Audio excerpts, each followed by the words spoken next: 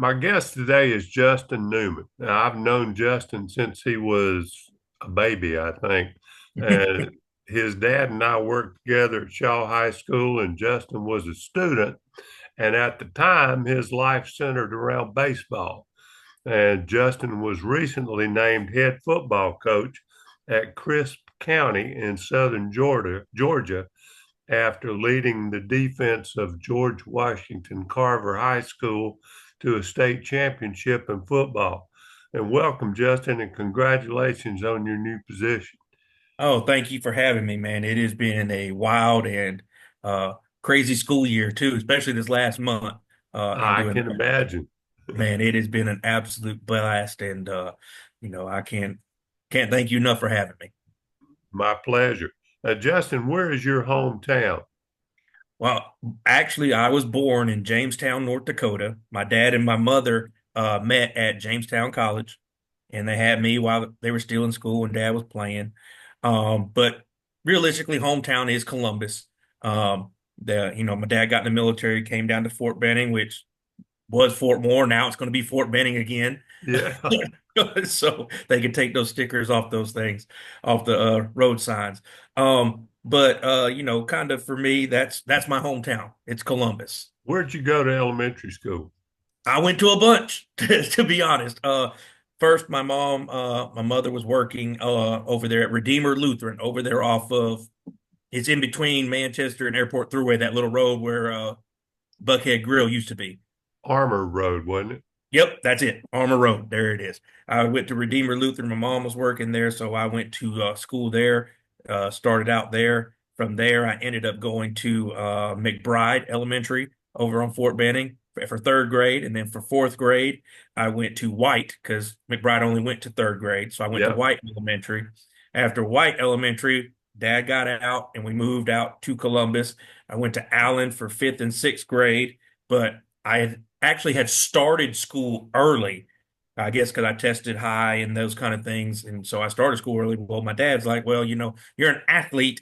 You need to be playing with kids your age or you're not going to be in that thing. So I stayed back in sixth grade and I went to Blanchard for 1 year. And those were my elementary schools that I went to. That's great. Now, I I remember watching you play baseball left field, if I remember correctly. Center field, center Center field and field. right field, Okay. center field and right field. And I don't remember you playing football. Is that correct?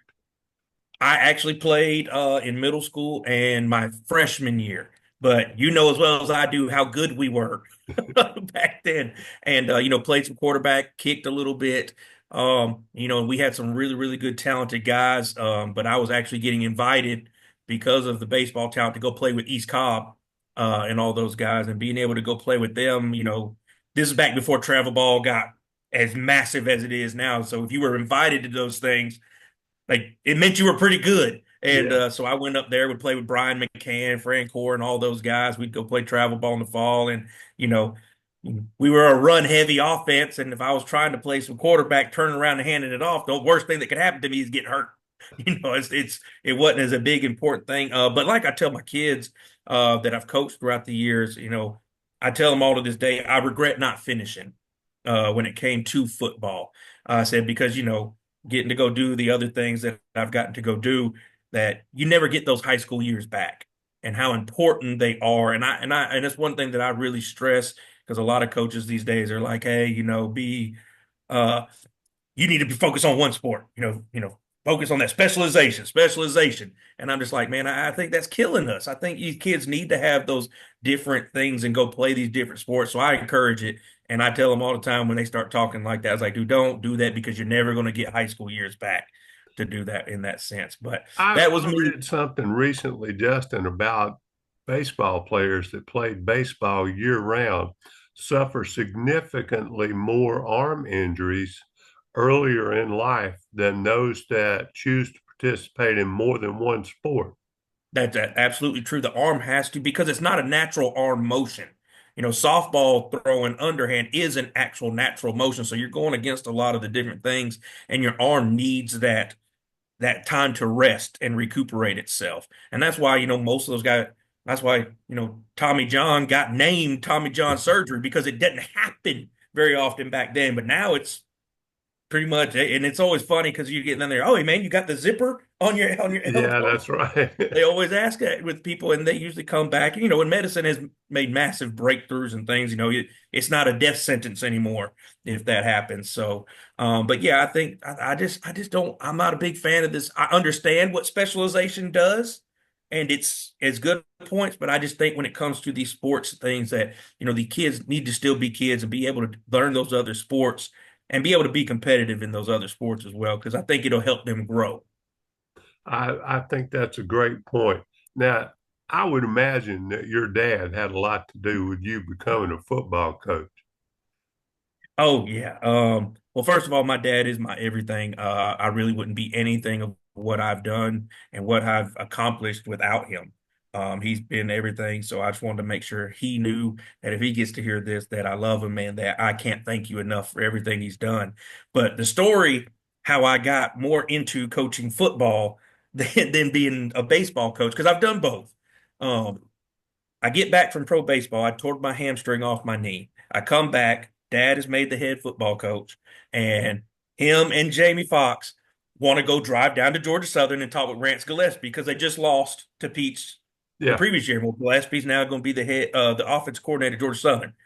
Basically, they needed somebody to drive them, so they're asking me to drive them down there to go talk, and they want to learn the offense.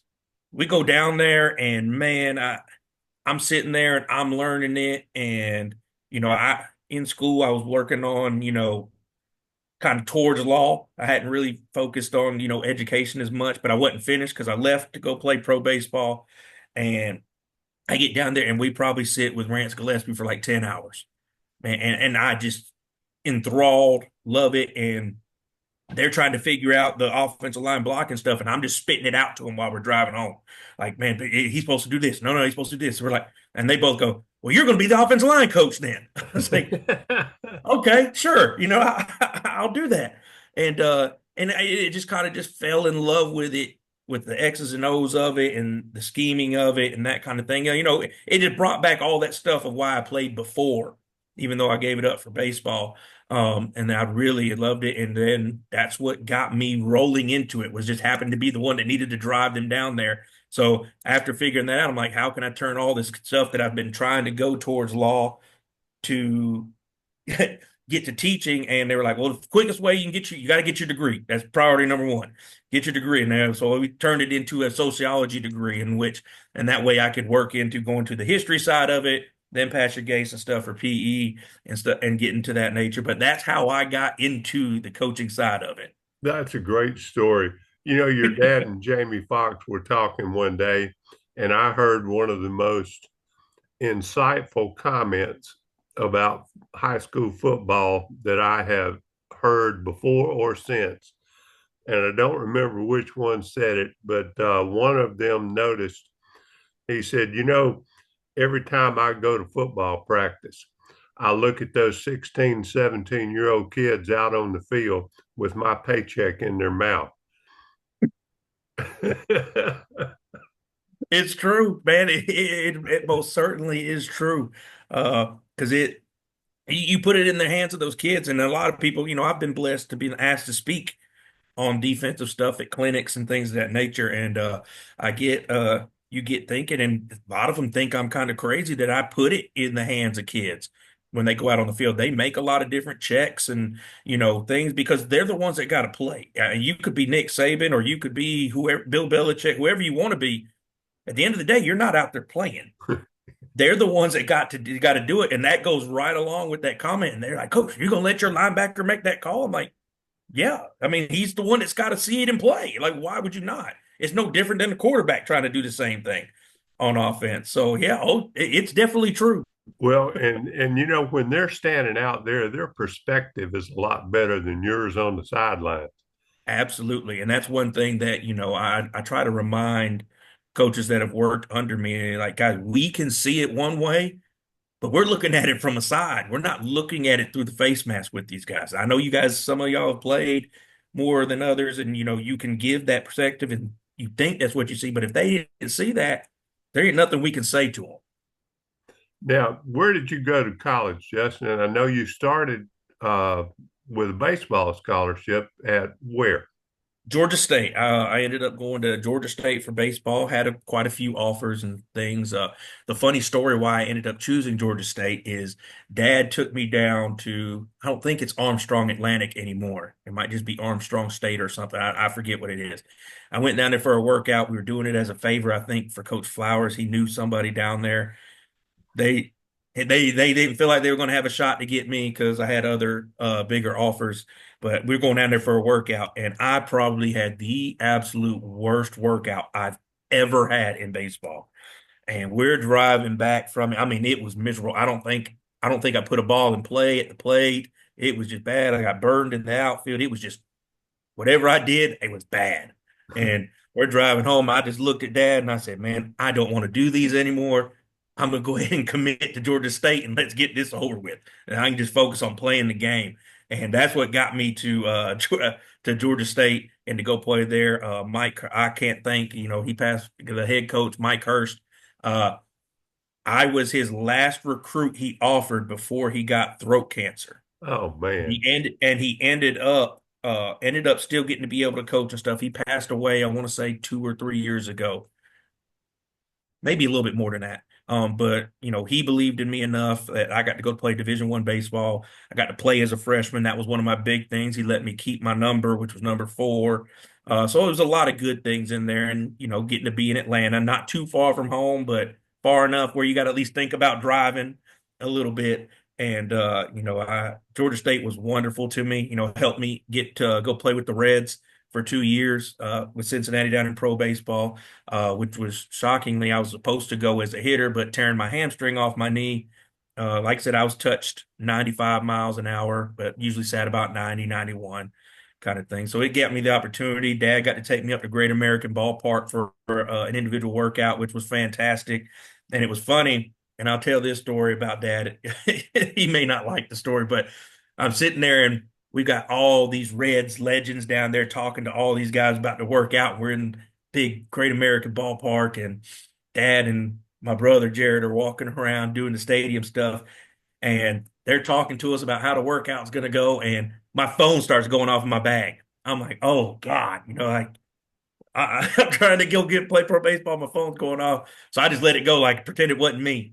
I go look, and Dad had called me, and I'm like, oh man. So I called him back after everything got done before we go run out. Hey, what do you want? Hey, can you find out where I am in the stadium? See if you can find me. Like he was werewolf. And I'm like, what? You're calling me in the middle of this while I'm getting talked to all these greats. But he's just enjoying it. And I'm so glad that he's gotten to be around and see all of the stuff that I've gotten to be able to do because I wouldn't have been able to do it without him. But it was just a funny story that I always remember in there. Basically, it was like, "Where's Waldo?" in the stadium. That's great. I loved it. Absolutely Well, loved I, next time I see him, I'm going to remind him of that story. it. Now, who were the other people that influenced your education as far as going into teaching? Like I said, my mother has always been a teacher. My dad, military teacher and coach. But these names, I made sure I needed to make sure I wrote these down, and a lot of them came from Shaw High School.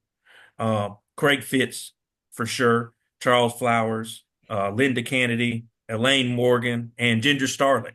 All, all of them actually helped me so much. Ginger Starling, she was actually part of the teacher program that we did Yeah, back then that I did with her. Linda Candy worked with my dad for the longest time and over there teaching history together. And Elaine Morgan, I just always loved Miss Morgan. She's arguably one of my favorite math teachers, other than Coach Fitz. But he seemed to always, while up there doing on the projector, he always wanted to call me out and prima donna baseball players every time in class. It's just a prima donna baseball player not wanting to get his work done. He just would always give me those fits things. But all of them, Charles from helping me, instilling a lot of discipline and such, and helping me grow as a baseball player as well. But all of them, really helped show me that there is that love and those things that you get to do for these kids as a teacher, and you develop those relationships. So I wanted to make sure I got all their names out again. Coach Flowers, Coach Fitz, Elaine Morgan, Linda Kennedy, and Ginger Starling. All wonderful, wonderful. and helped me getting to where I am. I still run into All Ginger now because a all lot of my great coaches, teachers. correct. I still run into Miss Starlin now because she works down at the RISA down here, Yep, down this way. So a lot of my guys that younger coaches that I'm getting in, which is actually really wonderful. I have a I don't know if she works with over here, but does with Chris, but one of the players that I got to coach that I got really close with as a head coach in Columbus, he's actually now on staff and he's going to be going through that TAP program with her. that's That got great, him on staff. So it's been kind of a full circle. man. That's another great story right there. So, what was your first teaching position, Justin? My first official teaching position was over at St. Anne Pacelli. I became the head baseball coach over there, and it was teaching social studies, English, and science. I mean, I don't want to say that I cheated the kids, but like I said, my background was history and PE. But when you go to those smaller schools and such, especially because it was actually in the middle school that that you got to kind of wear a bunch of different hats when you went into the middle school. And I gave it the best shot that I could with it. I thought the kids enjoyed it. And what I've been to several of the kids' weddings that were actually in those classes, and one of the kids came up to me and he's like, "Coach, I don't remember much from school at all, but I sure do remember your class.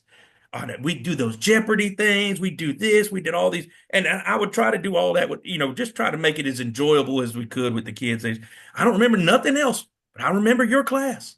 I specifically remember your class because of this and because of this. We would do all these different things and with the history stuff and the English stuff. We read the Swiss Family Robinson, and they had to create their own videos. We tried to create their own movie based off the book, and then we had to write a comparison afterwards. Compare we'd watch their film.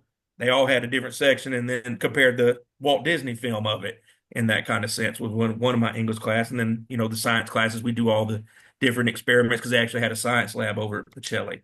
But that was my first teaching position. I've been at Carver, I've been at Schley County, been at Wheeler County, Jordan, Spencer, Rutland, Chattahoochee County, back to Carver, and now at Crisp. And I've taught all of economics, government, health, U.S. and world history, PE, weight training, Georgia history. I mean, I've taught it all almost. I feel like I've taught everything other than math, anyways. Well, Really crazy.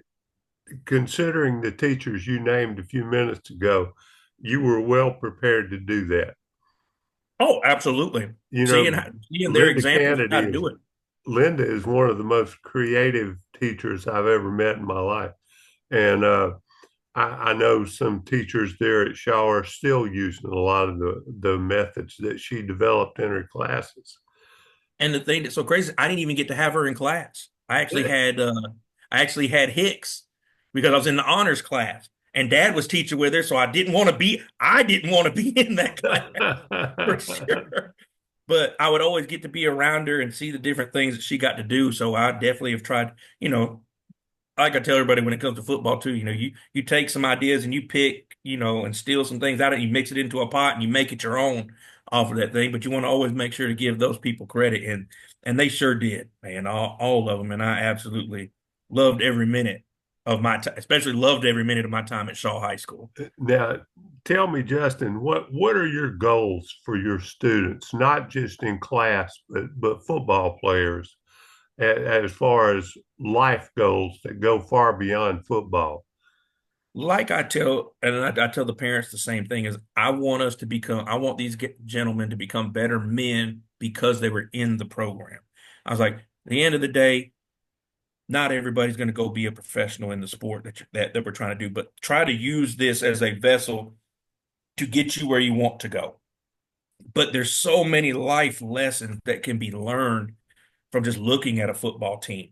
I mean, you go look, and there's all kinds of racial issues that are out there in the day, but you don't really see that when you get this group together, white, black, whatever it may be, and they're all working towards one goal. Like someone, I can't remember who the quote was, or they talked about, society could learn a lot from the football program, seeing how these guys all work together, and it doesn't matter. what race they are because they're all in the same colored jersey together and they all have a unified front, and if everybody could take that kind of lead that they would get that way. And my goal with them is my job is to make you a better man and get you prepared to be in life because realistically, as a freshman, you are 4 years away from being an adult and you've got to learn some That's of these right. hard things. I think I keep telling a lot of these kids when they're in there, I said, and I took this from Charles. It was, I'm not talking with your parents unless you've come and talked to me. Like, you've got to grow up in that situation. We're not going to have that conversation with your parent. If your parent's calling me and we haven't talked, there's nothing for us to talk about because you've got to grow up because your parent's not going to be able to do that when you walk out into the world. Like you've got to be able to come say, sit down and say, hey, coach, what do I need to do to be playing? Or what, have that grown up this conversation. And that's a lot of what I try to do. I tell the kids, hey, it's all about communication. Don't come tell me at 3 o'clock that you've got a doctor's appointment. Doctor's appointments are scheduled well in advance. Yes, they I, are. and I'll tell this one because I had a kid come to me and he goes, Coach, I got to go to the dentist today. My grandma said I got to go to the dentist. I said, well, what time you got to go? I got to go at 5 o'clock. I went, most dentists don't work past 4 o'clock, right? So then I said, who's your dentist? And he told me the dentist's name. And I went, okay. So I went and looked up the number. I'm like, let me check this out. Let me see. The kid told me on Tuesday he was going on a Wednesday. The dentist office is only open Monday and Thursday.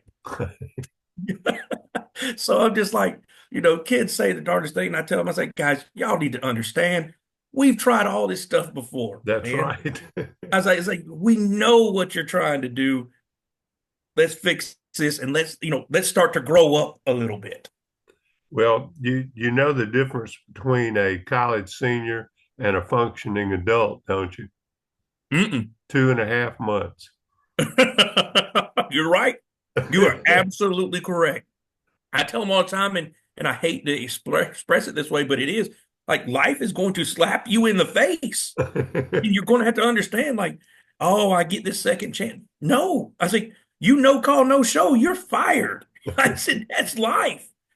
Or No call, make up no a show for story football. about a dentist appointment. Correct. They're going to ask for the doctor's note. I was like, so I'm going to do the same. And I've told the parents the exact same way. And they're, coach, if they don't practice, are they going to play? No. I was like, I'm not ever going to sacrifice having wins and a kid's not going to do what they're supposed to do. Right. I'll take that on my record for it to be losses because I didn't play a kid. I'll take that because at the end of the day, the program's what ends up matters the most when it comes to things. And like I said, I've taken a lot from Coach Flowers and how he ran his programs in those things and trying to implement them now, taking because it's a new aged kid as well. That it's not this, you can't some of the things that we did we could there ain't no more paddling no more. That's right.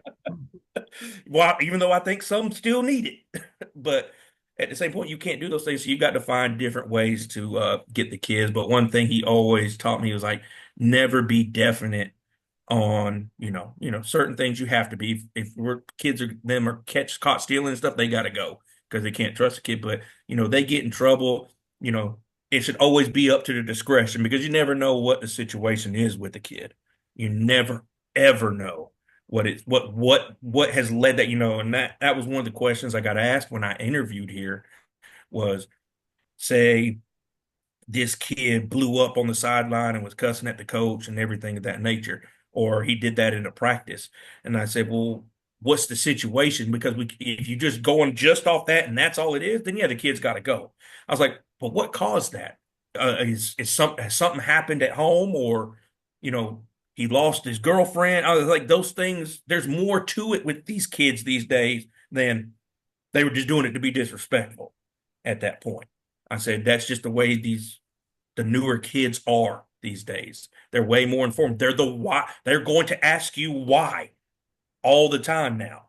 Back in the day, you're going to do it because I told you to do it. Yeah. Now these kids want to know why, and I tell my coaches always be able to answer why, because if you don't, you're going to lose them very quickly. How many football players do you have at Crisp County? Listed, I think the year before I got here was like 50 something. I have listed on names like 98 right now. And I've had four or five others the last couple of days. Actually, we have prom this Saturday that I got to work.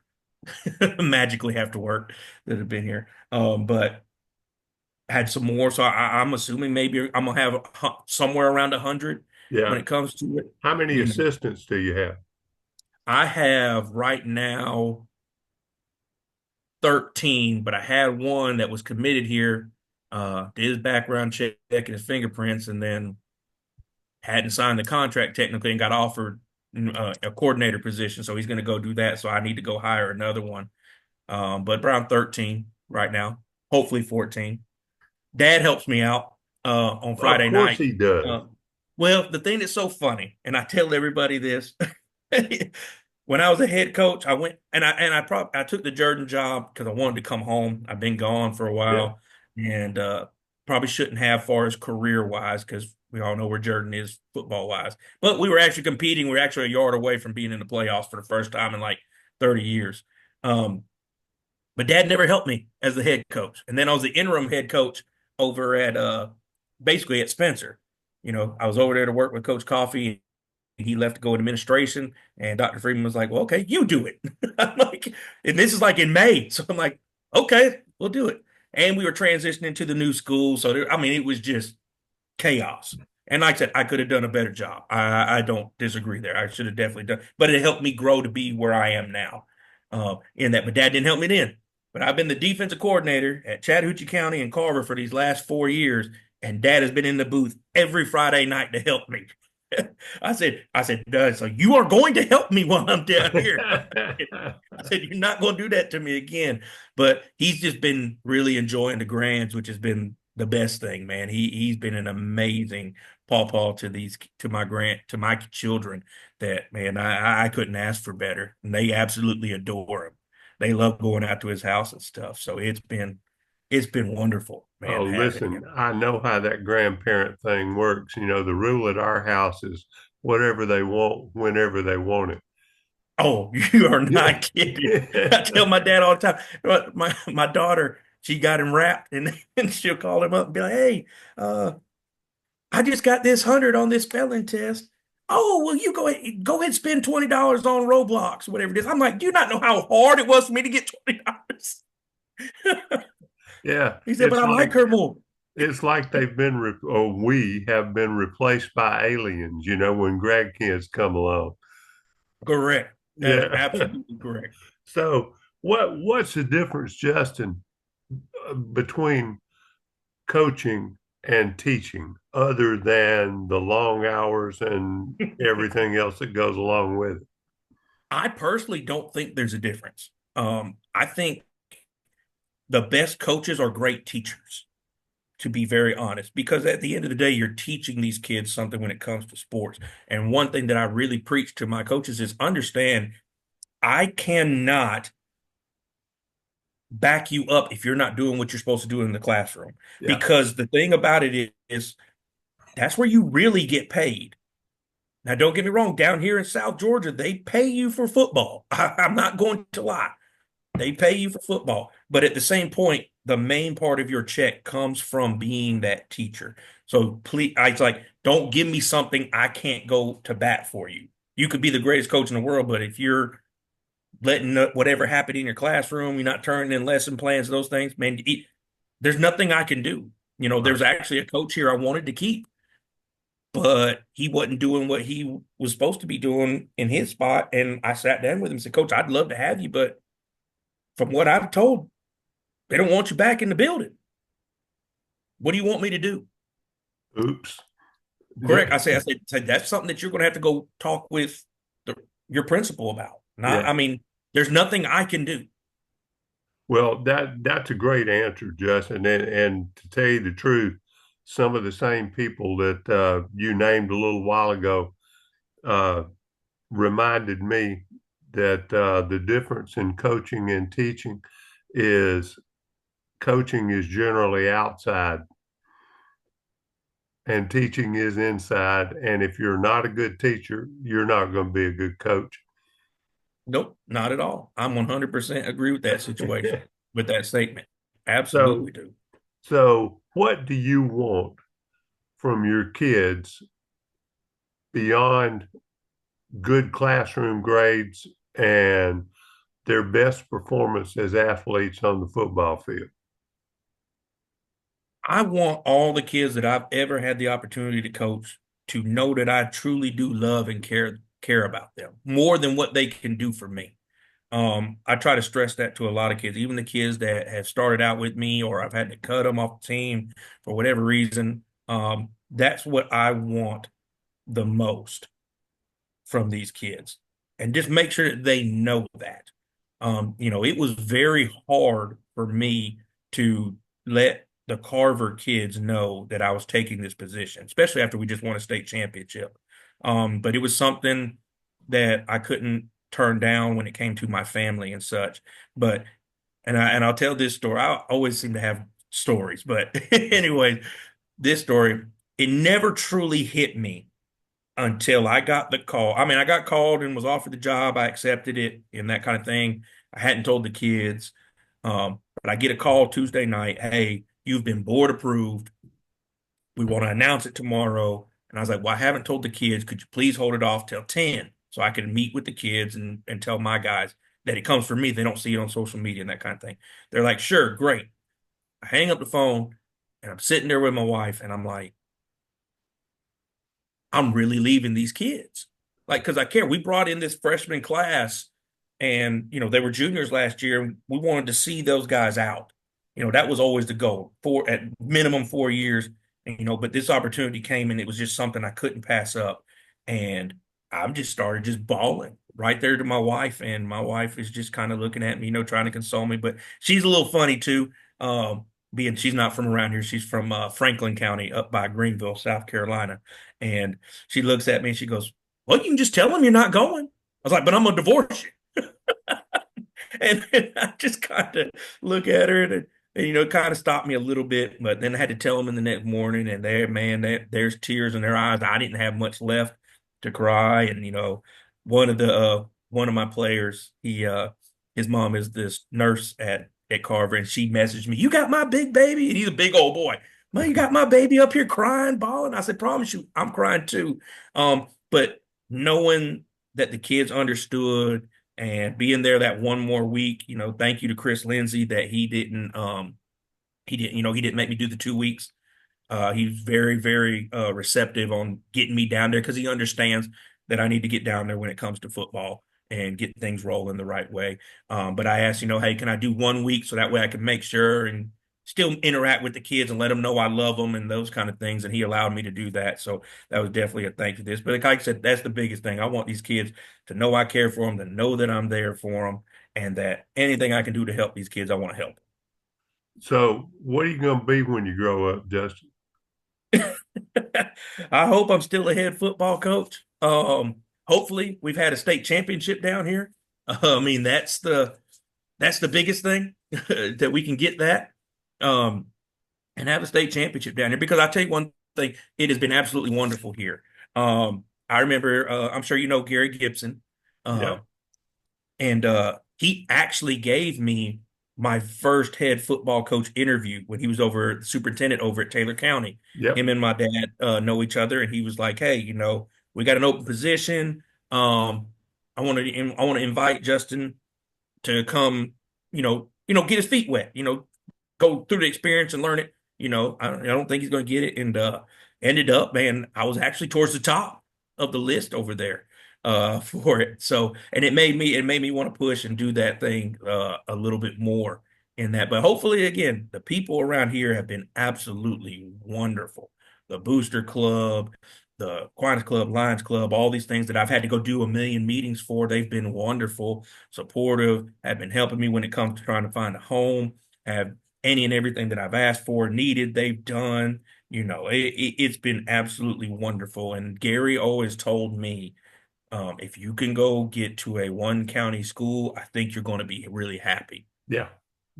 I think there's a lot to that. And, Mhm. you know, I've noticed too that smaller places where you can easily develop personal relationships, not just with kids, but with the other teachers and with people in town and businesses and parents, makes all the difference in the world. And Yeah. they don't mind, for the most part, when you call and let them know that you need their help with this, or their child or something. And there's just a small town camaraderie that you can't get always in bigger places. Well, Justin, listen, I appreciate you being with me today and talking about, and I've learned a few things, and I appreciate this. Oh, And it was an easy decision. I always like listening to what you say and what you write out there. Being that we're all Shaw Raiders that's at one right. point, and I try to tell people all the time, I was like, y'all just don't understand. During my years at Shaw, like I don't think there was many problems in the school. All the sports, when I mean every sport was amazing. I was like, man, it was just I don't think anybody will ever be able to have that kind of experience again. Well, I hope you can develop it. And Justin, thank you very much. And tell your family, especially your dad, I said hi. I sure will. I most definitely will. Thank you, buddy. Thank you.